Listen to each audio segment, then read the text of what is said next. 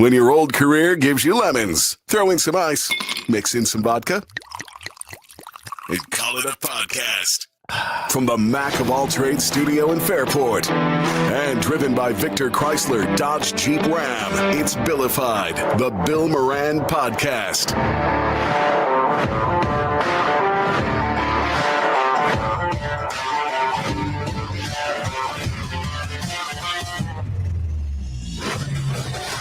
Well, hello and welcome. Thanks for getting your pot on. Thank you for telling a friend. Tell your friends. This is where we're talking about stuff. That's right. There was a big change in Rochester radio. I have gotten numerous calls and numerous questions, and people want me to talk about behind the scenes what really happened. And I'll tell you, I'll give it to you as straight as I can. From my opinion, of course, and remember, that's going to be my opinion. But one of the big changes is that Brother Wease announced that he was retiring. Now, when a guy like Wease retires, it's normally they probably have a parade or a year. Retiring in a year. You got it. The soldier is here, but I thought it'd be fun to kind of just talk about and talk to people who had spent significant time with Brother Wease, and one of those people is Rich the Bull Gaenzler, who was part of Wease's show in the early '90s, right, Bull? And then you went to afternoons in like '94. Yeah, I mean, I'm too old to remember my chronology and my timeline, and my resume is not updated, so and it should be. But yeah, no, I started in like '89 and worked with Wease probably for 3 or 4 years through Winton Road. So I was Wease's producer for a while before I started doing afternoons with BJ, and yeah, I mean, Wease was it's odd because I wanted to be more of an air quote DJ, and I kind of became that. And then I became more of a personality as my career evolved. Right. So like Kano was like my guy. Like Kano was like my DJ mentor, right? Right. And then I got in with Wease, who was, even that early in his career, he was already pretty legendary. I mean, he was setting the mark, 5-6 years into the business, and only maybe, that amount of time into doing mornings, he was setting the tone. Everybody was following. No one could compete with him. I mean, it was pretty ridiculous. So why not, attach my horse to that, or attach my horse to that, and then, or my cart to that. And then, I was that guy, and you were probably that too when you were interning, that you did whatever was asked. Like you were there all day, every day. It didn't matter how many credits you were getting or how many hours you were supposed to put in. You were there, because this is what you wanted to do, and B, because you wanted to learn, and C, it was really freaking fun. So it was, it was fun. And I got in doing weekends my senior year at Fisher. So that's how I got in there. And I had been on the radio in my hometown and stuff, but I had heard of Wease because the morning guy there just worshiped him, thought he was the greatest thing. And I just to interject for a second, Dave Kane posted a thing on Facebook yesterday that I thought really summed up Wease maybe better than anybody has. It says, "You were the unlikeliest and most uncommon and unconventional radio personality in Western New York and elsewhere. You have enjoyed unprecedented and unparalleled success.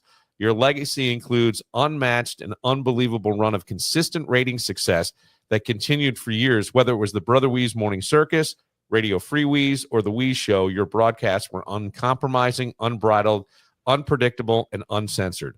Your charitable efforts and your unwavering support and promotion of Rochester will never go unrecognized. And now it's time to unplug." I thought that unconventional. I mean, he was uncommon and unconventional. You did not hear guys like Wease on the radio. No. Yeah, you didn't hear guys like him with his voice. That's what I mean. He was just not a radio guy at all. He just talked, right? Yeah. He was the epitome of talk radio. He was what talk radio sort of became, right? I mean, absolutely. Talk radio was primarily news talk until, you started obviously Stern was in the mix, right? Mm-hmm. But, there were only a handful of people doing that kind of radio.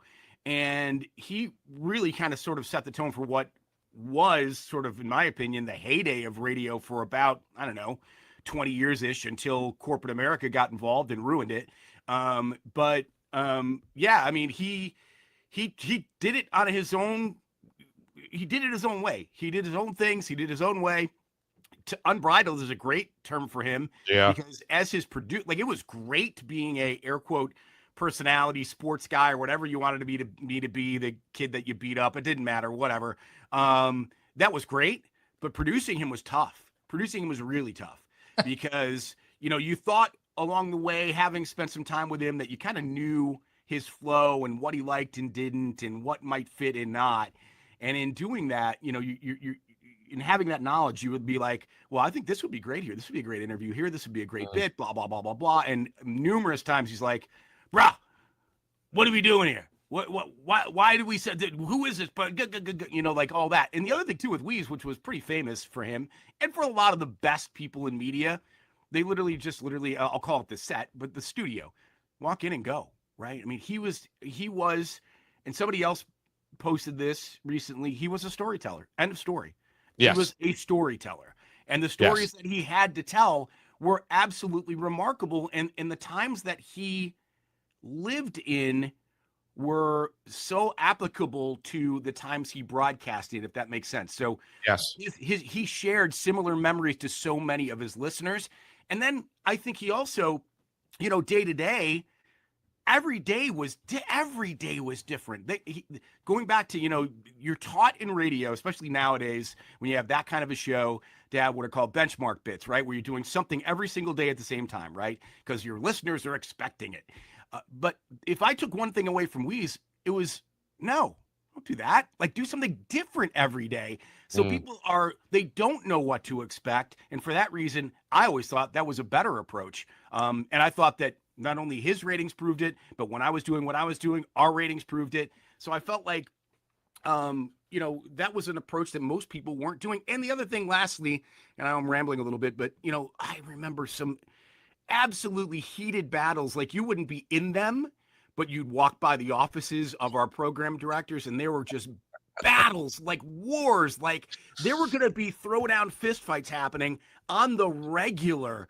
Yeah. He's just getting bitched at and yelled at, and why did you do this? Or I can't believe you did that, or blah, blah, blah. Or you're going to, our license is in jeopardy, or blah, blah, but whatever the argument might have been on management side, his side was like, this is what I do, and there were times when I thought for sure something bad was going to happen. And ultimately management, they knew what he was. They knew his talent. They knew he was unlike anything else. And they let it ride, and good for them for doing that. That was very smart early on, because he was, as Dave said, the uncommon and unconventional radio personality with the voice, right? You had to have a voice when you were on radio. He didn't have that similar voice, but he had his own language, and he brought he was so unique that it cut through and it was different. And he had a warmth about him that I think people just connected to. And he was raw. I hear all the things you're saying, about him. I think I came from it from a slightly different perspective, right? I had done all my own radio shows, and I was about to leave, and they put a cease and desist on me and said, why don't you produce Wease and do afternoons? To try to meet the salary I was going to get had they not, to go to another state. And I didn't find it as hard to produce Wease because I had all that background. And I think one of the biggest problems was they were putting people in to produce a show who had no radio experience. And that's so fucking unfair. It just is, because you got a monumental thing. But at the same time, Bo, some of the funniest shit I had ever been part of just went down during that time.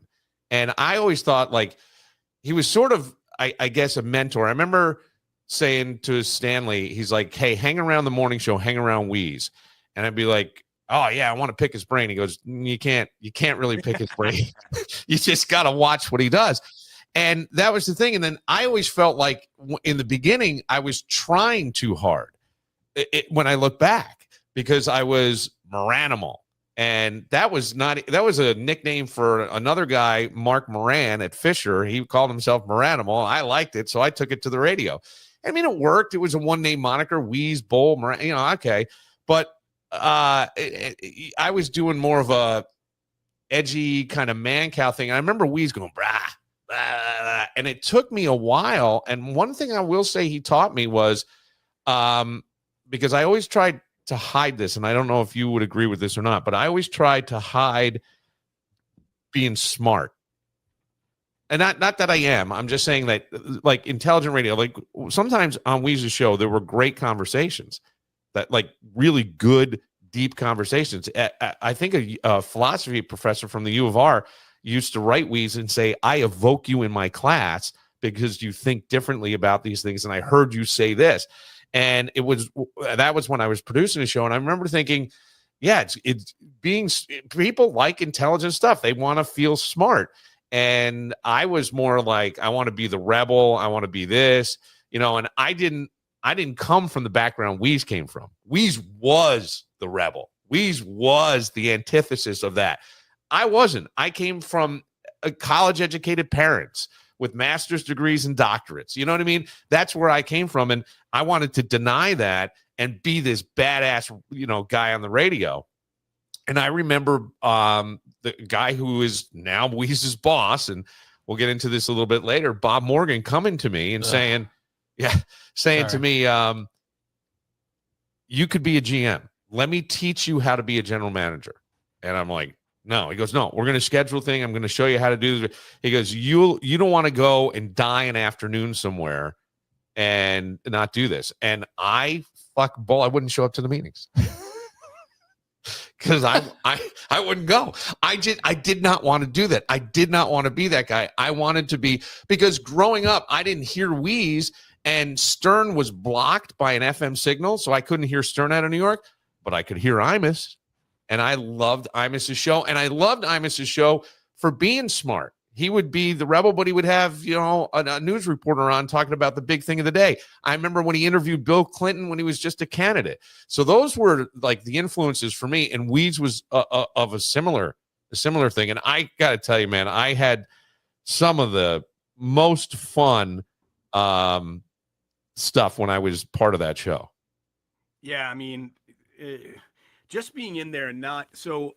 My cousin Bill, who still lives in Rochester, and he is a huge Weeze fan, always has been, and it was sort of like a memorabilia collector, and he was one of those guys that would like show up at a place if a famous person was going to be there to get an autograph or a picture or whatever, right? This is way back in the day before there were signings and all of that, right? So he knew what I did, and he knew Sam Kinison was coming in, right? And he was like, can I come in and just take some pictures? And I'm like, well, let me ask, because I was still very young at the time in the business and in the organization. And they're like, yeah, no problem, whatever. And he was a really good photographer back in the day. And that was what he kind of did part-time as a hobby. So he comes in and just the way that I mean, here's Weeze in little Rochester, New York, right? Not a major metropolis, right? Mid-50s size market, definitely medium market. And yet he was never intimidated by anybody that was famous that came into the studio, A, and B, people that were famous wanted to come to his studio. Yeah.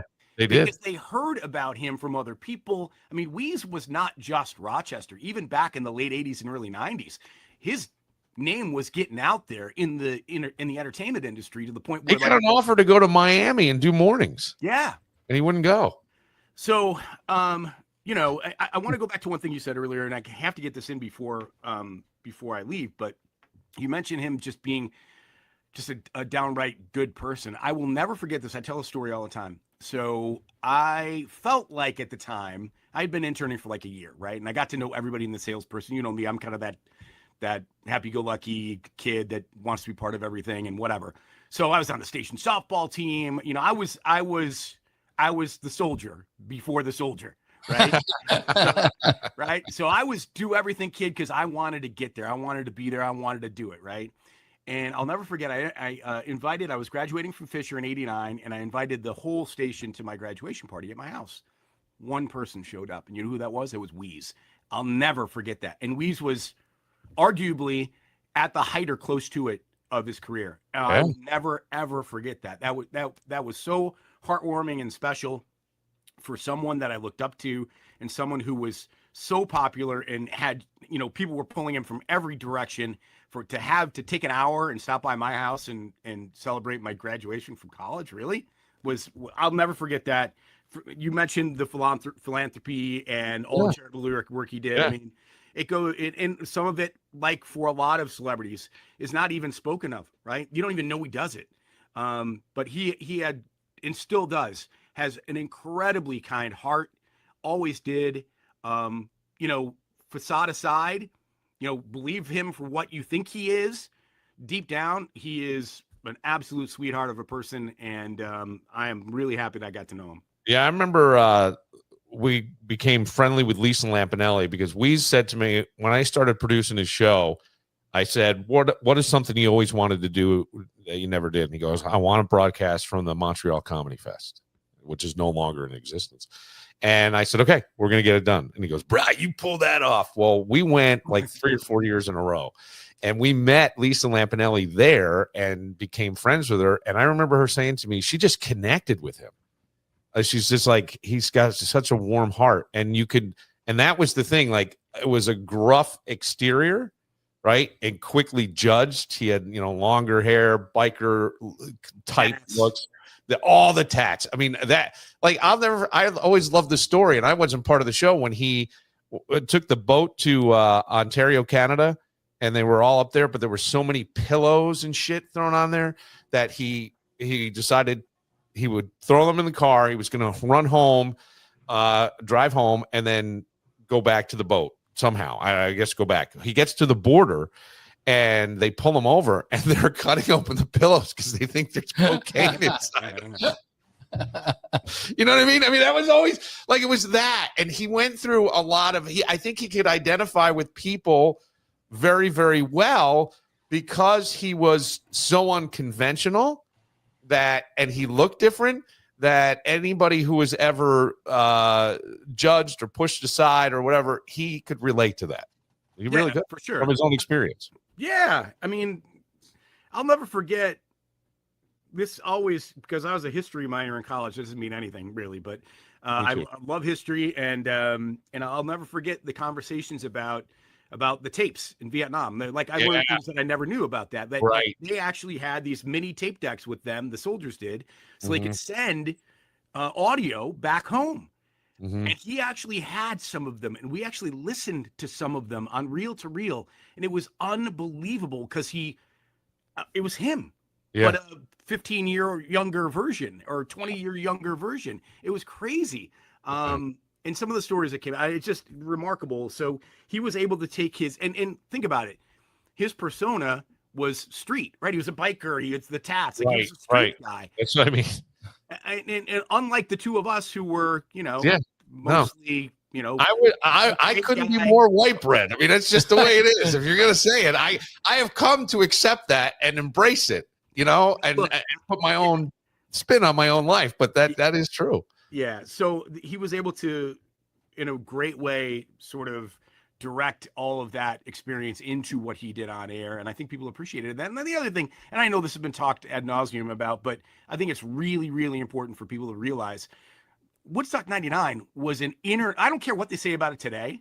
Yeah. When it happened, I mean, that was a massive international festival with 250,000 people there. It maybe more. I was there including. And you were at 99? I was at 99. Yeah, I was too.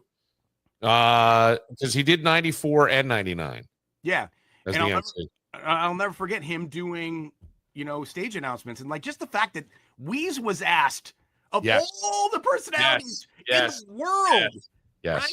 It's Wease doing stage announcements. That's remarkable. It is remarkable. I agree. So much about the respect for that guy. I agree. So that is, you know what? I sort of forgot about that, but that is absolutely unbelievable. You are so right. And that, and it, I will get into this later after you, what do you got to do today? I got to jump off. I got a bunch of stuff. My mom just moved back to Western New York. She lived in Maryland for about 15 years. So she's now living in Buffalo. So I have to go take her out to lunch before the Bills game. Very nice. I have to ask you because, and I will let you go. today is the first Bills game. By the time people hear this podcast, the game will be over. It's a night game. It's a big game. How are you feeling about it? Okay, so because we're recording this, you can edit this and actually put my correct prediction in after the fact. No, I will not. I will not do that. You want to do 2? Yeah, no. So, like people would cut 2 and then run whichever one. Yeah. I know. No, I'll tell you. So I do a TV show in Buffalo. It's on, if you see this and you live in Buffalo, it's on WBBC. It's Channel 5 on cable. It's called the Shack and First Down Buffalo pregame show, and we do it every week. It's on Saturdays and Sundays. Saturdays at 5 p.m., Sundays at noon. So you can check it out. It's a lot of fun.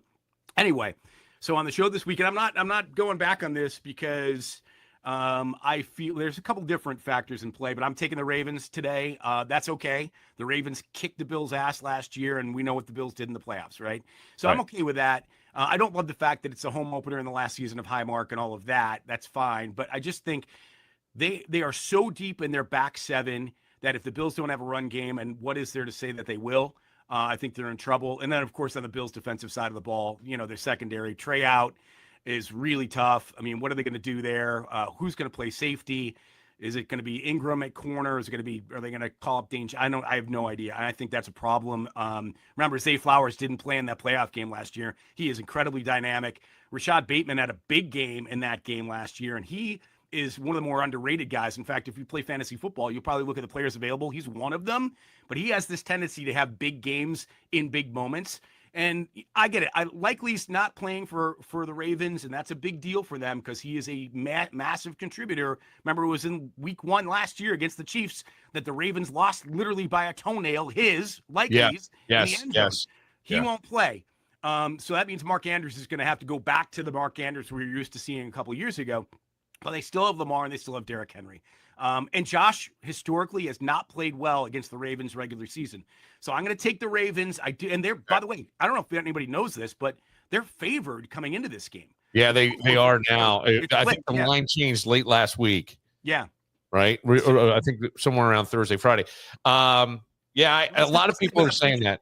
I'm a homer, so I'm still picking them 27-24, I think is how I had the score, but something like that. I don't know. I'm with Bull. Yeah. You're with Bull? Yeah. Yeah. I know. I think most people are. And I think really deep fans are like, we can accept that. We can accept this because they've been planning. The Baltimore Ravens, since the schedule came out, have been game planning for this day. Like this is the Ravens' revenge. Yeah, it's the Ravens' revenge. Well, and here's one last thing, and then I got to go. Yeah. And I'm taking up your time too. Jeez. The last game the Ravens played was where they're playing tonight, right? Yes. So, and that says something to me. I'm not a big guy. I don't really believe in the carryover year to year. I just think there's too much time in between games. But I do believe that when they step back out in the field, they're going to remember that. And the other thing too is this is for the Ravens. You got to think from their perspective. For the Ravens, this is the Bills Kansas City game, right? The Ravens need this game if they have any chance of getting the 1 seed in the end, right? Because there's a good chance that they come down and maybe they have the same record, but if they have beaten the Bills, that's massive for them. So I think the Ravens go into this game thinking, this is the Bills Kansas City game. We got to win this game so we can have a game up on the Bills going forward. So that's why I'm taking the Ravens, and I think it'll be high scoring as well. Take the over probably. I love the Ravens. Yeah, well, I don't know what is. Do you know the over? Well, I don't know what this. I'm assuming the over is in the 50s, probably 55-ish or something. Yeah, I haven't checked it this morning, but there's gonna be a lot of points scored. I would bet. So, thank you, man, for having me on. I appreciate you. Well, I appreciate you, and I think your insight to sports stuff is. I'm going to say unmatched, and it'll piss some people off, but I do. I was really impressed. You put it very. I always say this, Bull. We need to be more like this device, right? It's intuitive. The iPhone is intuitive, and they've dropped them in the middle of a tribe in Africa. The hardest thing to do is turn it on. After that, it's sort of intuitive. I think you make sports that way, and I think that's a really good thing. I think seriously, and I think Danny does a nice job, but Dan will get very deep on things. Personal. Yes, he gets very personal. Yes. Bull, and we're talking about big time. Bull's big. You know, Bull's one of the voices of the Bills, has been for years. So, you know, I mean, that's big time. Yep, I think so too. Bull, go enjoy lunch with your mom. And I am going to say this, go Buffalo. All right. Hey, look, I want them to win. I just don't know you do. So, yeah. All right. Love you guys. Thank you so much. Thanks for your time, man. I really appreciate it. There he goes. Mark is here, and we'll why don't we take a moment, and then I want to hear about your stuff with Wease. We'll see if we can get somebody else on, and then I am going to go into what I believe happened, and I think it's going to be the most accurate thing that you're going to hear. I think there's going to be lots of opinions out there, and I don't know. Look, well, kind of, you know, after you saw what was going on when you left 2 years ago, you know what I mean? That was the start of everything changing, I thought. When they got rid of you 2 years, when all of a sudden, when I was gone, when you were gone, because you were they were priming up for you to be the face of the show, and all of a sudden you're not there anymore. And so, do you want me to talk about all that?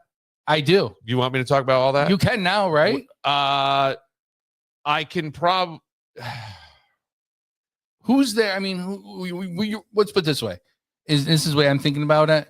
I'm never going back ever to that to radio, TV ever again. Okay. So I'm going to say whatever, you know, and I'm going to say it whatever. I know that you know, there's always that shot that someone's going to call you one day and go. Oh, I don't have that. I will say to you, I don't think that way at all. Because I don't want to. I'm going back for a master's degree right now. I thought you. Did I tell you that?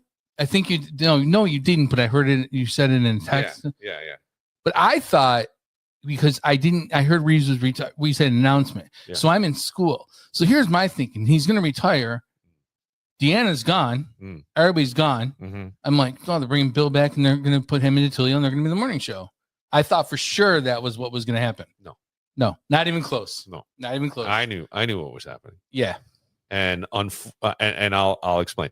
We'll do. I want to share some of my stories with Wease, and I think you probably have some stories too. Oh, maybe a few. So some funny moments, and maybe you do one, I do one, you do one, I do one, and we'll get to that right after this.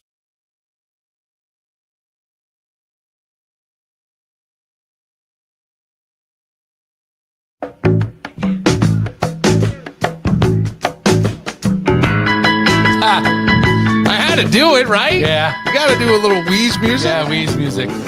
We really brought Little Feat to, I would say, I'm going to say, to prominence. I think so. Yeah. I don't get it. See, I always loved this song, and I'll always associate it with him. But, you know.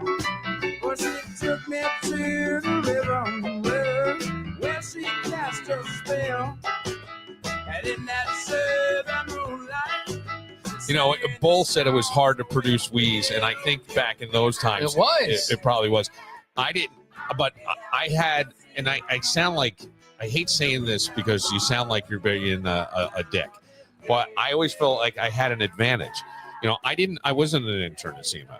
I was hired there. Yeah. I had been on the radio. I had sat out a year of college and did midnight to 6, maybe the best training ground ever. And I realized that I liked to talk because I got bored playing music. So I would just open the phones in the middle of the night and talk to people that call and pay phones at the corner of Main and Cherry, which is the worst part of Poughkeepsie. I went down there during the day and wrote down all the phone numbers, and I was so excited. I thought this would be the greatest thing. It was just fun. It was a playground for me. I didn't even care about money. I think I don't even know what I made when I worked at WPDH in Poughkeepsie. I couldn't tell you. And when I started full time at CMF, and they said to me, because I was going to go to Syracuse to a radio station, and they were going to hire me. And Stan Main's like, no, honey, stay here, become the promotions director, and be my filling guy. Like, anybody's off, you fill in for Dave Kane, you fill in for Bull, you do whatever. And then eventually they put me in afternoons. And I was making $15,000 a year. What year was that? 1990. The fall of 1994. Yeah. 1994. It was 1999 when I was marketing director for PXY. I was 18,000. Okay. Okay. And those were thankless jobs, man. Oh, I mean, man. Just absolutely thankless jobs. But all that aside, I will say, like, I did come in though with an advantage because I had done afternoons. I had done basically, they gave me from 6 to 9 p.m. to do whatever I wanted on the radio. So I played games and I did shit and phone calls. I had strippers in. I just did whatever I wanted. So then to be producing, and Wease and I always felt like when I worked with him, I really did we didn't share a brain, but we thought very similarly. Yeah. You know what I mean? We approached stuff similarly. And maybe that was just sort of the I don't know what that was, but we did. And then there were times where I could clean it up, but Wease had it in his contract that if Stan Main ever left the radio station, he would become the operations manager. Mark, he became the operations manager, and I used to have to go to the meetings because it was Wease and they go, the GM at the time, who has passed away, Al Casaza. Al came to me and said, I need you to come into these meetings and represent the show a little bit more, because Wease would come in, right, let me tell you about the motherfucking all that stuff. And later this week, I'm going to have BJ Shea on, but I want to do BJ more from a radio perspective as a whole, because BJ certainly has more radio stations and high profile in bigger cities, right, around him. But give me some stories from your day, because I remember that time when you were there, and it was on Winton Road. Yes. You guys were in the phone screening room. Yes. A lot. And I put on so much weight, like after college, because I would go in every day and eat. All we did was it was bagels. It was every day was bagels and cream cheese. Lunches that came in at fucking noon. And I just ate and ate, because you weren't, and I ate, and I remember going home and somebody saying to me in a very polite way, hey, you're looking rather prosperous, I think was the term. You're looking prosperous, which means fat. Yeah. In a way. That's why I say fuck you,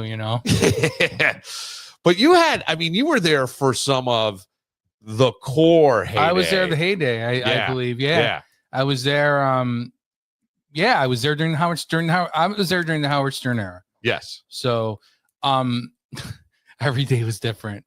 Every day, and you couldn't walk in there, and you forget to mention, and this is something to be proud of, especially you being a producer. There were no writers. No, there were no writers. No. All these shows that you listen to, and that includes Rover and stuff, have 3 to 6 writers. Stern has 6 writers. Yeah, he does. This is all true, by the way. And Stern's been much more open about that. If you listen on Saturday, he'll mention, oh, so and so, she's a writer for the show, right? And it's funny because you're absolutely right. There were no writers. It was just organic stuff. And I don't know if Rover has them. I know there are 16 people behind the scenes for the Seacrest show. Holy shit. Yeah. Because there's so many people that need to chop it up, because they run it in middays in some markets. Yeah. They do this. So they repackage it all. But he has 16 people, and I think 2 of them are writers. Wow. Yeah. That's crazy. And he makes 70 million doing that. 70 million, yeah. And then he has to do Wheel of Fortune and American Idol. Yeah. And that freaking guy must have so much fucking money. He does. But but you're right that there was no writers. It was you would walk in, and we'd have an agenda for him. There'd be an agenda for him. We cut out stuff from the newspaper, Cindy would, and stuff like that. He would start off in the morning when you start out. He would start off reading stuff like that. Right. But then once the show kicked in, it would just be what was going on, who called, or what the guests were, and stuff like that. Right. Some of the worst guests were the best guests. What do you mean? So, well, I'll never forget when Scott Van Dusen produced the show. Okay, but that was down when he was downtown. No, that was still at Winton. Oh, was it? Yeah. Okay. Yeah, because they wanted me to produce the show. Yeah. And I said no. Okay. I said no. And Wease is like, well, bro, why don't you want to produce the show? I go, you will kill. I go, you will beat me up. You beat me up now as an assistant producer. No. He goes, you got this. I said, absolutely not. And I knew that I was eventually I was going to go into sales or a marketing job. I knew I wasn't going to stay right in the radio end of it. So Scott gets a guy on that I forgot that he was the first person to use a portable microphone or something like that. That's the yeah. Not only did Wease kill Van Newsen, of course. he killed the guy that was on. Yeah. And it turned into one of the best. Well, because it's funny, right? It is. Yeah, It was hilarious. I would say one of the great things about Brother Wease was he was a great reactor, and sometimes at his own fault though. He hated bits. Yeah, and he would ruin a lot of bits that we tried to do. Yes, but this is true. So, Brother Wease, I'll just say this: the science, right? There are people, there are consultants, and there are people who come in, and I think they can at times, because some of them, not all of them, but I always go, consultants make me wince a little bit. However, there are some that can really convince management to go, you got to back the fuck off and let this talent be the talent. Stan Main, when he was a consultant, was like that. And I think the guys from Jacobs Media were like that, in my experience. So I think like there are times where Wease being so unconventional was the best. I mean, I don't know. I thought like, so when they would tell you as consultants, they would say you need a generator and a reactor, right? A generator and a reactor. So when I ended up doing the show with Tommy, you're never going to out funny Tommy. Right. And you don't need two dicks on the show. So what I would say is I would be the generator. I would come up with the content, but I knew how Tommy thought. And most of the time I knew how he would react. So I would find content that would elicit the best from Tommy. Right. But I didn't have to bring it out. I needed to be in my role, and I could do other things. But the funny was Tommy. And I think with Wease, he was he was not a generator of content. He was a reactor of content. And a lot of times his stories and stuff, you may say, well, he generated the story. Yes, but his best stuff was reactor. He wasn't a generator. And the proof of that is when he didn't have a story and the show would start slowing down, he would reach for what was called the complete sheet. It was a service, and they gave you all kinds of stories from the day, and they had a stupid news section. And they would write things in in parentheses at the bottom, like careful, or at the top, careful Jedis. That's how they would call it. They referred to the DJs as Jedis. So careful Jedi, controversial material ahead, or something like that. Because there were some stations that you couldn't do that on, right? A soft rock station probably subscribed to the service. There were certain things in the service they wouldn't use. So they would put this warning. So Wease would be reaching, you just pick it up. Careful, Jedis. Like he didn't prove he didn't prepare for anything. And that was the thing. And let me just tell you, the guy who produced the show before they asked me to do it, his way of producing it was, because Wease was such a great reactor. Who was the producer? Tom Bertino. Oh, yeah. So he would type in, this guy thinks you're a dick. There would be no caller there, but he'd go out to this. So there was phone screening software. So if you call a radio show, usually somebody answers the phone. And if they're any good at their job, they coach you up. Keep your phone close to your mouth. Make sure you're listening.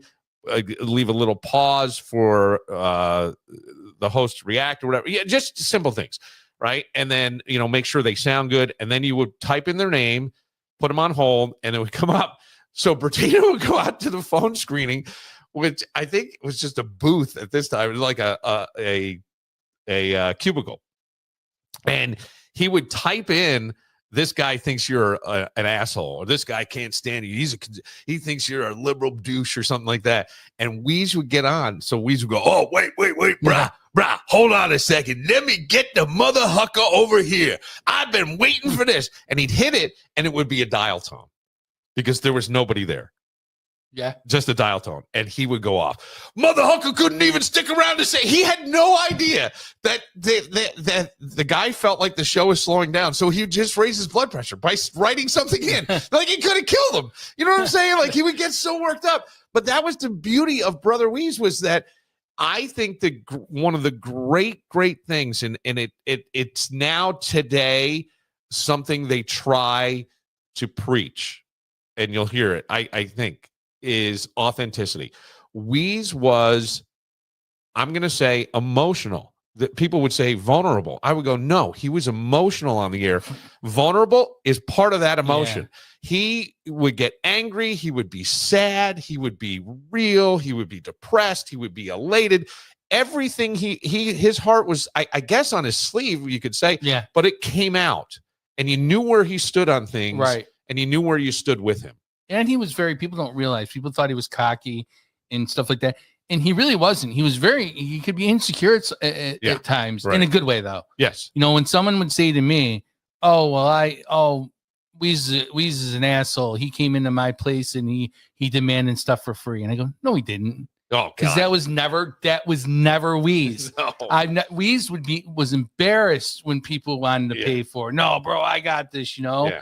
He was a very genuine, generous person who didn't. In my opinion, he would take me out.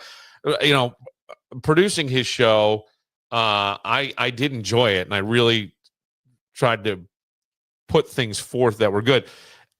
You know, when I first started, because.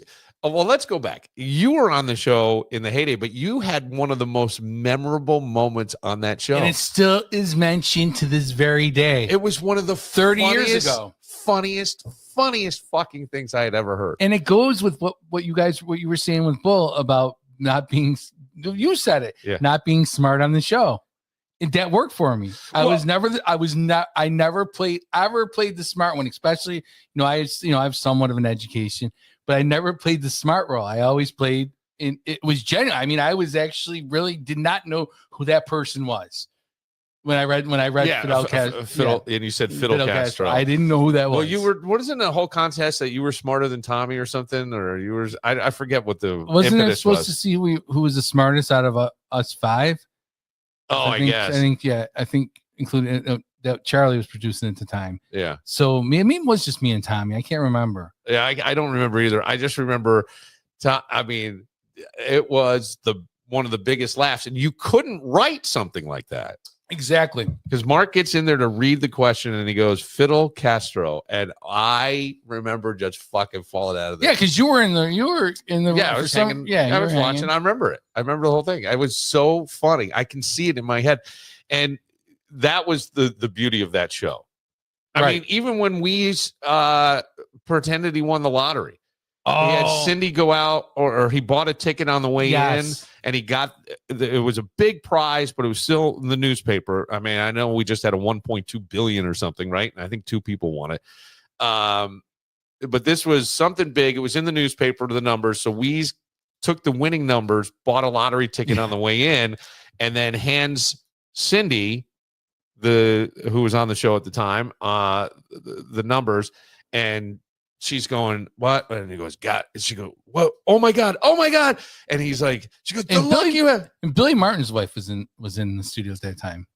Oh, really? Yeah. Yeah. I don't know if I don't know why I remember that. Yeah.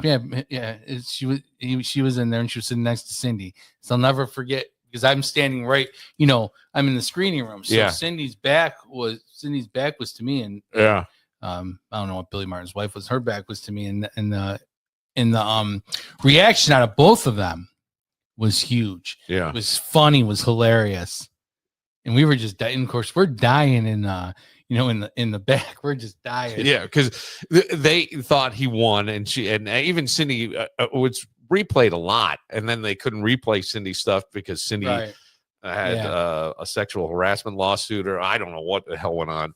I actually do know. I know that whole kind of what the impetus of that was.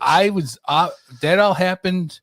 When I left the show, and then that happened soon after that. So I was I had gone, the company that owned CMF also acquired the Zone, at the time, or acquired that signal and created the zone. Right. So they moved me to mornings on the zone. I was to do mornings over there, and they were building what they call the bench because there was a scare that Wease had pancreatic cancer. And Wease will tell you that if it wasn't for Doreen getting him to Johns Hopkins, excuse me, he wouldn't be alive today because it wasn't, because people believed that he had pancreatic cancer. So once that passed, management said, we need a bench, right? And if Wease goes away, the station's going to go away. So we need a bench. So they brought BJ back. And Beth Donahue, and they gave Beth nights. And I used to get drunk and call Beth. And I remember. Hey, and the cat. Oh, you were right. You were hanging out there. I produced the show. So, yeah. So there was, that was their plan. And then it was BJ and the Bull. And then that wasn't working. So Bull, I think, got let go. Yeah. And they just kept BJ. And Bull went to Buffalo. And BJ, because they had hired Bull, and then and I remember I get fired from the zone because I turned the radio station off basically and left the building. Didn't know I did that. Such fucking dumb. And that guy, the guy who was Bull's boss, called me and said, "I want you to do nights. I want you to do basically a morning show at night." And I go, "I'm not moving to Buffalo." He's like, just talk. He kept calling me, just talking to the tape recorder, just so I can say I got tape. Stan Main says you're great. I've heard you on. Come on. And I go, I don't want to do it. And I didn't do it. I don't know why. I was like afraid to go. And then BJ was just playing music and stuff, and they were paying him like a morning salary. So Kevin Legret comes in and goes, "Hey, I'm gonna be blowing BG out. You want to do afternoons again?" And I go, "Yeah, sure." So I felt bad because I knew what was happening, but and I think BJ saw the writing on the wall. Well, the problem with BJ was BJ's an OG. He was the OG of them. He was, he was one of the first, sidekicks. When I went to a talk morning show, and when they brought him back, it just wasn't what it was 20 years before. Well, they did things like, I'll never forget, Cinco de Mayo, and I think Bull and BJ, or no, they did something with the mayonnaise in a sink for Cinco de Mayo. Oh yeah, right. And then they did another one. I know they did this because I was sort of jealous, and then when I saw it happen, I was like, "Dumb." They got a hot tub, and they were out somewhere for St. Patrick's Day, and they sat in a bowl of Lucky Charms and broadcast.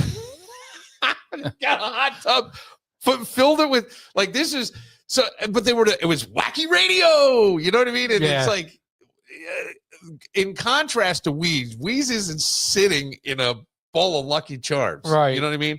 And I was entombed in concrete. I've done similar things, but I didn't. But that's what BJ was used to once he left. Rochester. He went to stations where he was doing the wacky. There was when they did their promotional pictures, Bull and BJ. Yeah, there's a picture of them right next to each other, and it looked like an engagement picture. And I sent it into the Grease Post.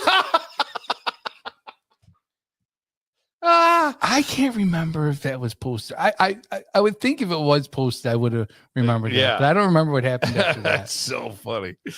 All right, we'll take a moment. I am going to get into the nuts and bolts of radio stuff, and I'm glad you're here because you've lived through it and things. But I want to tell a couple of stories first, and then I know people want to know what happened. Why is this happening? And I will give you my perspective on it. Is it going to be the right one? I would say probably, but I'm not there. So take it, but I will give it to you. I'll give it to you. This will be good. Get to all that right after this.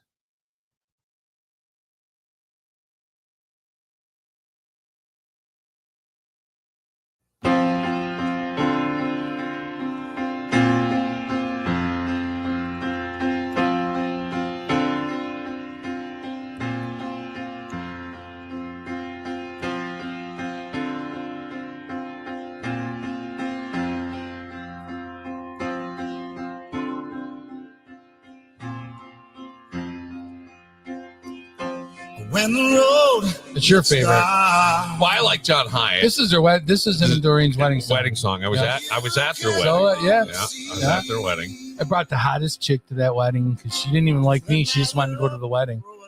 Really? Yeah. Damn. Joe T was all over her and stuff. Oh God, there were things that went on. Well, let me pause because I'm going to spew a bunch of stuff here. Brother Wease is a radio talent in the National Radio Hall of Fame, host of 2 Woodstocks, 94 and 99, like the head MC, who suddenly retired. I think for a lot of people was sort of out of the oblivion.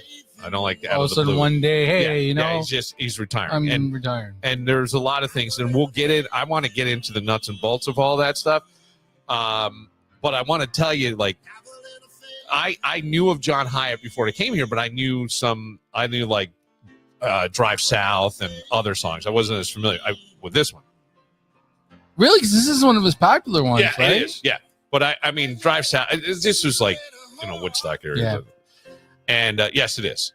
Yeah. And Angel Eyes, which then became Jeff Healey in 88. And so all that stuff. Yes. Jeff Healey's song is way better. Yeah. Yeah. So but this is a very beautiful song. It is. I like. And there's a lot of people who cover it too. John Bon Jovi covered it. Oh God, it's awful though. No, I don't think it was that bad, is it? Really? I don't know. It's on the New Year's Eve soundtrack. I gotta see if I can find that. Anyway, this song when I produced the show, Wease was with his third wife, who he's really truly his partner in life, right? Yep. Doreen, wonderful for Wease, right? Really. Absolutely. I mean, I don't think I've ever seen somebody just. I mean, she just went through hell for that guy because we used to make so much fucking fun because Wease had a very, very rare form of cancer called nasopharyngeal cancer. And I was producing his show during that time. And we did all these things and to raise money and Wease Cares and a lot of people, a lot of concern and stuff. And there were some really like uncomfortable moments where Wease talked about like how bad the radiation was because he was just going through radiation and they basically had to zap his face every day. And they found a doctor in New York. Now, most people do not survive this cancer. They found a doctor in New York and he went down there. He lived in New York City and he broadcast from there as much as he physically was able to do. Right. And we would do the rest of the show. And there was one day where he gets on and he goes, I just want to give up. I don't want to. And then somebody called in, and I don't know who it was. It was someone that was like always, I think it might have been Mary Flood. Does that name sound familiar? Yes, sure does. I think it was Mary Flood who calls up and goes, Wease, honey, if you don't want to do it, give up, blah, blah, blah. All of a sudden, man, out of nowhere. That's right. Yeah. So Sammy, the kids are they're still in Rochester, and Sammy, who's now a lawyer, they were young. They were just a little guy. They were little kids. So Wease goes, oh man, and Mary calls up. She gets on the air, and I remember sitting there, like I was sitting behind his desk in his studio, and he's talking about this. She says, Wease, if you want to just give up, it's okay. We all love you.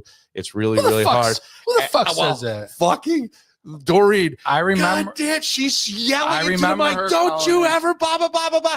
Then all of a sudden, somebody gets Sammy to call. He's just a little boy. It gets Sammy to call, and he's like, Daddy, don't give up. Don't, on the air. And it was like one of the, I'm telling you, when you talk about things that he was reality TV on the radio. Right. He was more who else was doing that? Right. It was just natural and real and all that. But God, I'll never forget that. There was a time where Sammy, when I was producing the show, got left on the school bus. He fell asleep. Which happens a lot. He fell asleep. Yeah. Cause you were a bus monitor. Yeah. And if a kid's asleep on the bus now, you're getting your ass fired. There's no ifs, ands, buts about it. There's no excuse. You walk up and down that damn freaking bus. So Sammy falls asleep on the bus, and I think this had to be during like the school day because I get a call in the middle of the day. They're looking for Alan Levin and they can't find him or whatever. And it's Sammy's on the bus. I guess the bus driver went home to his house for lunch or something. Yep. And Sammy opens the door, he gets out of the bus, and they can't find. It was all this stuff. And this is where I think I changed my whole philosophy on kids, because it did. I my guys were really little. I don't think they were even in school yet. So I call Wease, and I think he was at Mama's on something. He's like, "Yeah, brah. So what? He'll be fine." And all right, I got it. Yeah, Doreen knows it. He's not nervous at all. No. That's so awesome. Doreen goes, like, she's flipping the fuck out. Everybody, so the next day you hear the whole story, right? He's just like, "Brah." And it made me realize, and I said this the other day to somebody, in terms of like trauma for me. I was molested as a kid. I go, one of the worst things is everybody else's reaction to it. Like as a kid, right? You see if your mother found out you were molested by a babysitter, she's probably crying. The babysitter's never coming back. You hear your parents angry. Your brain isn't big enough and you're not experienced enough to process that other than I'm in trouble. Right. Or I caused my mom to cry. Right. And I don't want to be that person. And it made me realize, don't make a big deal out of scary shit for kids. And I was like, Wease like, "Yeah, brah." And I was like, yeah. And then I remember years later, like something happened at one of my kids' schools where the SWAT team's outside the door. And I'm just like, it's okay. Everybody's going to be fine. And everybody else is flipping out. And I really I think that incident sort of changed my thinking on life. And I go, maybe we make too big a deal. Like if a kid falls, when my kids were little and they would fall, instead of, "Oh my God, are you okay?" I'd be like, "What's up, buddy? You all right? You good?" Yeah. And that's what I do. That's what I do at school. Kids fall, I'll laugh. And they'll get up and they'll start laughing. Yes. Yep. If you're like, "Oh, you okay?" Then that's when you start crying. Yep. But I'll give you a thing I did when I started producing Wease's show. Now, when you started producing, take me back. Were you downtown? We were downtown, and it was like 2000. It was after 9/11, so 2002 maybe. So were you at High Falls yet? No. Okay. No, we're still down. No, we didn't go there till 2008. Oh wow. Yeah. You produced that long?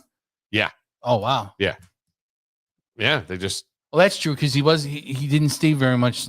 Didn't stay very long in High Falls. Okay, that's right. So all that stuff. I'll give you some good radio background on all this. So the first thing I did,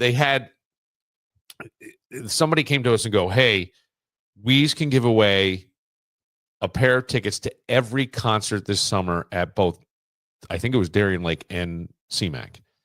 So you guys should have a contest." So I put together a contest, and this is where Wease tolerated it, but I learned quickly, not his style, right? This wasn't it. So I was doing, this would be my version of sitting in a bowl full of Lucky Charms on St. Patrick's Day. I got a bunch of people, and then they had to have contests and things, and there were different challenges, right? Different challenges, because I think Survivor was on then, right? Yeah. So I think, I think we were doing like a Survivor challenge, and I think people got voted off, or they had to do whatever. One of the things I remember is like I'm downstairs on the ice rink, and we're having tricycle races with everybody in their underwear. Oh. Okay. Oh, okay. man. And then somebody had to walk with like a lime green bikini or something around town. And then there was, I'm vaguely remembering this, but there was a contest where a girl, we put like a condom over Gussie's toes, and she had to suck Gussie's toes. And we're in the studio, and it's this girl, and she's in like her bra and panties, and she's down on her knees sucking it, and Tommy's going, "This is so hot." But I learned quickly, like that wasn't, but it worked. Was the girl hot? I don't remember. Oh. She wasn't unattractive. No, Yeah. I mean, Because some of the, yeah. I just, and that was it. But then it was like the Montreal Comedy Fest was some of the funniest for me and Tommy. Like that, we had just such a great time. Yeah. And he and I became very, very close. And that's why your show did well when we went, over across the street. Well, It's because of you and yes, Tommy. we had a good rapport, and then but we were enemy number one. Oh yeah, we were. Oh sure. I think Weeds even said at the end, "Brad, I have no animosity toward anybody, including Tommy Muley." When he retired, He said that. I think Tommy and I talked, and Tommy goes, "I heard he said this," and I go, "I don't know." I always thought that they still. No, because Tommy would take little pot shots at Weeze like he would if he were sitting across from him, but Weeze took it very personally, right? And there was all kinds of like problems and stuff. And if you're not made fun of by Tommy, you're not anybody. Yeah, well, that's probably if he doesn't like you, if he doesn't like you, he's not going to say anything. If he likes you, he's going to drill on you. But the Montreal Comedy Fest was fantastic. I remember being up there and just having a like Rich Voss and Colin Quinn and Lisa Lampanelli all sitting around a table with Howard Lapidus, his buddy, and Howard was so drunk and up from the night before. He would just point anytime Tommy said something funny. He would just point and smile. He was just so hammered. It was like the greatest. Wasn't he Weeze's agent? He was not. He was Weeze's good buddy, and I think in the beginning might have advised him on stuff. But he became an agent. He was the Man Show. Yeah. He was Jimmy Kimmel's original manager, I think, more than agent. But yeah. And he managed him, Carson Daly, I think Corolla. So all those guys though made it big in the 2000s. Well, they were all in L.A. Yeah. So they were there, and he, I don't know, Jimmy Kimmel, creative guy, did his thing. Just three other quick things. Our buddy Stan Main comes back. Yep. Okay. And I'm producing the show, and he's now programming the radio station. They tried to get me to program it, and I wouldn't do it. So then they bring Stan back. And Stan was just here, and he talked about they gave him stupid money. They met every demand he wanted. So he came back. But Stan, very handsome guy, had horrible breath. So bad. We all started talking about it, but none of us had the balls to say anything. Wait, whoa. We didn't have the balls to say anything? So the breath is so fucking bad. Mark, it was like he would be talking to you, and I used to say it was so fun to watch somebody talk to Stan. Like there was a studio, and we had our own studio, and there was glass that looked in, and I would always go, hey, watch this. They're going to get hit with Stan's breath. And all of a sudden you'd see the person, like they got a hot poker to the eye. They kind of jerked back because it was shocking. Like, you're like, what is this? Stan is this well put together guy, and the breath was just fucking nasty. He'll be so mad if he listens to this. So we kept debating, like, what do we say? What do we do? Stan comes in once, and I had my own little corner, and he leans over to talk in my microphone. And Weeze is talking to Stan, and I'm sitting there. And so the breath is bad. It hits me. And I slide Mark out of the chair. Like, just like I'm sitting here, but I just slide out of the chair, out, and I'm now laying on the ground. And Weeze and Tommy cannot breathe because they know what I'm doing, and they aren't able to say anything. And Stanley's getting pissed off because he doesn't know why everybody's laughing, and they're getting sweat, and I'm just laying there because I knew that it was maybe too inside for radio, but it was so funny. And then Harry Legg, who is this guy. When your old career gives you lemon. That's Harry Legg. Harry had left and was down, like he had been in New York and LA and did movie trailers and the voice of a lot of radio stations. And he came back and we're like, you got it. So we recruited him to tell Stan how bad his breath was. And we did it on the air, and he did it. He told him. Wow. And then Stan came in, you pussies, blah, blah, blah, what would you say to me? That was one. We had an 800 number at the time, too, for the Weeze show to call. Because I think for a brief period, he was doing middays after Stern on a station in Buffalo. Okay, yeah. It was this somewhat. Because that all went, that went away. During my time. That went away when he got sick, though, right? Yes. Yes, okay. So there were 800 callers, and we would get, so this guy was calling for parts, and he became a regular caller, Harry from Cary. It was from Cary, North Carolina. Yeah. He ran up, and he would always say bicycle when he would hang up on stuff, and he had his own unique quirkiness, and so he would call up every once in a while, and we would have full conversations. He loved the show so much so that Tommy busted his ass and put together a roast for Weeze's 60th birthday, and Harry from Cary, not only he came and he stayed with Tommy. Because Tommy was divorced at the time and had a big house in Webster, and that was just so funny. But the 60th roast was fantastic. That I had so much fun. I couldn't get in. What do you mean? I was left out. Why? Remember it was tough. Remember you only went. I forgot the reason, and I don't even think Billy the Tory went either. Yeah, I don't think either of us were there. I did a set, and Tommy did a set. I can't remember. I think they brought in because they were worried about it to have Dom Irera close. And it was so Doreen was going to be last and then Dom. And I think Dom Irera, hilarious human being. Great. One of the greatest comics ever. Is he still alive? Yeah. Had a hard time following Doreen because she just brought the room down. I mean, she told stories that were so personal and stuff. It was really funny. Really, really funny. Oh, that's funny. Yeah, that's it was great. really, really great. But that was just some memory. And the reason I'm doing this was Weeze didn't get a proper send-off. Fuck no. And that's the problem. And nothing against, and I hope anything could be taken and manipulated and twisted a little bit. But Dave Kane, who did middays and would get sometimes very, very upset, and it took me years to realize why, because Weeze would run over into his time slot. Yeah. I don't think Dave gave a shit about that. What Dave didn't want was being left with 30 minutes of commercials before. Right. I mean, because there were all these commercials, and Weeze's show was so successful that everybody wanted to advertise in it, and they generated a tremendous amount of money for the radio station. One time those commercials when I sold were unbelievably. Yeah, it was crazy. So Dave would get very upset, but Dave, when he retired, Dave got a key to the city from the mayor for his 40 years on the radio. Yep.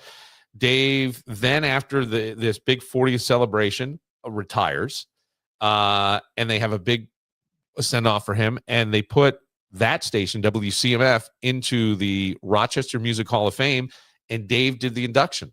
Right. And so all of that, like for Dave Kane, and nothing. I mean, great. Well, Dave Kane's, and we'll say this. I know what you're trying to say. He's a Rochester staple. Yes. And absolutely. But he played music. Brother yes. Weeze brought a uniqueness. He's in the National Radio Hall of Fame. The guy had Weeze Cares for Children charity and helped other charities and did a lot of really good for the city. Not that Dave didn't. That's not my point. But he was deserving of a send-off. Something more than that. Like, oh, I'm on for 3 hours and oh, I'm retiring and bye. It was like, I mean, that was like, it pisses me the fuck off. But these are the same people, the same management that fucked you. As far as I'm concerned, because I know the story, fucked you over. This is the same management, right? Yeah. Yeah. Well, that I know it's different. No, mine is different. I know it's different. What I'm trying to say. Mine wasn't a local level decision. Oh, okay. This is a local level decision. None of these are going to be local level decisions, but I think this was a local level decision. I'll get into the radio nuts and bolts. We play. I want something else I needed to mention. During the time I produced Weeze's show is when the Michael Jackson trial was going on. And we would get these bits. It was Michael Jackson and his lawyer. And I think his lawyer was Garagos, Mark Garagos. I remember that. It was somebody else who go, hoo, hoo, right? Who do all these things. And then Michael Jackson would cry. Okay. Yeah. So sometimes, and there was the guy Lumpy, Rich would run the board and stuff. So Doreen would call up. And this is like, even after the cancer, Weeze is back. He was doing well. And they got into some huge fight, and she would call up and she would be crying on the air, and Tommy would be fucking howling, laughing, and Weeze go, "Bruh, you see what I got to deal with?" Blah, blah, blah, blah. Right? So all this is on the radio. That's what I'm saying. It's like, it's a reality show. And I put together a game. Is it the Michael Jackson bit crying, or is it Doreen crying? God, we put the two. They sounded so similar. She would go, right? And here was the other thing that I meant to mention too. So Wease goes through the cancer. Doreen, I mean, that woman saved his life. Oh, Literally saved his life. there couldn't have been a perfect soulmate for Wease except for her. So she saved his life and did great things. And he would always go, Booby, when we're done, we're going to have such a party for you, blah, blah, blah, blah, blah. And then Tommy and I would look at each other and go, it's not happening. And then he recovers, he gets better. And she's calling up and they got in some fight. And Tommy goes, yeah, honey, it's not going to happen. He said he was going to throw you a big party after the cancer. Never happened. Well, why you got to? This is like, it was so fucking funny. And the unfortunate part for a guy like Wease is that, well, I'll get into that in the radio thing. I don't say unfortunate, but super talented guy. And I think unique, right? Talented and unique. But I think needed to have his people that he trusted. Right. And there were some that he really did. And when he left CMF and went over, he tried to recreate what he had, but it was with people who didn't know him well. Yeah, because when he for that show, Yeah. after leaving CMF on that show to me, Yeah. he was fine. He was Yes, great. But yes. it never worked, and there was no even as much. They didn't know him. Even as much as I love Jamie Lissow, Funny guy. great guy, Yeah. funny guy, everything. You know, I interned with him. They didn't know there was They no didn't know- there was yeah. no chemistry. They didn't know whatsoever. each other, and there was no Right. way to pull that off. And so those were the things. And then I think he had I know Paulie Guglielmo Yep. who did it and has Guglielmo sauce, and but there was a lot of, I'm going to call it consternation there. A lot of infighting, backbiting stuff, anger. But he did a nice job. He toughed it out. He did a nice job with that show. But I think it was a really tough time because Wease was so used to the original crew. Well, that's why And I think that's why he brought Billy DeTore back. Yes, because he needed some of the balance to right Yep. the ship. And I will say this: I think that Wease was advised that the show won't exist without him, and if that's the end, then everybody would end up being fired and available to come over. I really think that was the thing. I don't know that. I don't know that. I can just tell you this. That's what that's what they figured. I think that's what they were counting on. I don't know. I'm only saying that, and here's why I say it. Wease did call me briefly, like shortly before. I remember I was cross country skiing in Mendon Palms Park. I get a thing. Hey, bro, I'm going to Fox. At the time, it was called the Fox. 95.1, blah, blah, blah, blah. I'm like, all right, well, hey, congratulations, whatever. And then I remember being in my bathroom getting a call from him, and he's like, brah, come produce my show. And I go, Wease, you can't go on the air right away. He had to sit out for 8 months. Right. Because they did, non-competes really don't hold up, but if you can prove that somebody's going to financially damage you, they will hold up. Right. And they could prove that Wease was a tsunami of a personality, right? Would take a lot of money. So he had to sit for 8 months. And I'm like, Wease, what am I going to do for 8 months? I have a kid who has severe food allergies at the time. Things are expensive. I got to work. He's like, come hang Kenny from Quality Homes, the late Kenny. Yep. Such a sweet guy.